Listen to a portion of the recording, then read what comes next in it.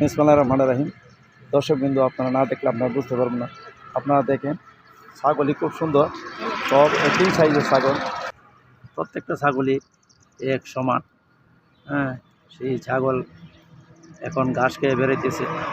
যতক্ষণ পর্যন্ত তারা পেট না ভরবে ততক্ষণ পর্যন্ত তারা বাসায় যাবে না। মালিক এখন মনে করেন বিভিন্ন কাজ করতেছে, তাই এই যে তারা দেখতেছেন, ছাগল খুব সুন্দর করে সেই মাঠে চড়ছে এবং ঘাস খাচ্ছে। আমি বেশি কিছু বলার মতন আমার কিছু নেই।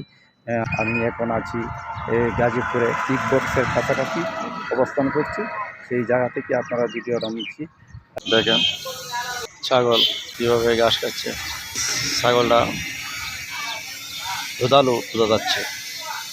দেখেন, সেই ছাগল আপনিও বাড়িতে পালতে পারেন।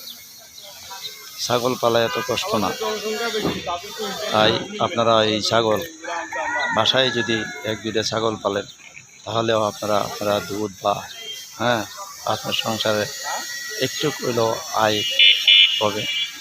তাই আপনারা এই ছাগল পালতে পারেন। ছাগলের তেমন কোনো কষ্ট নাই।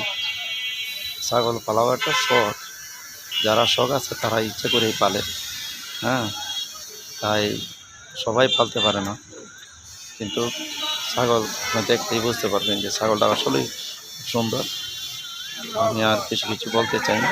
আসসালামু আলাইকুম।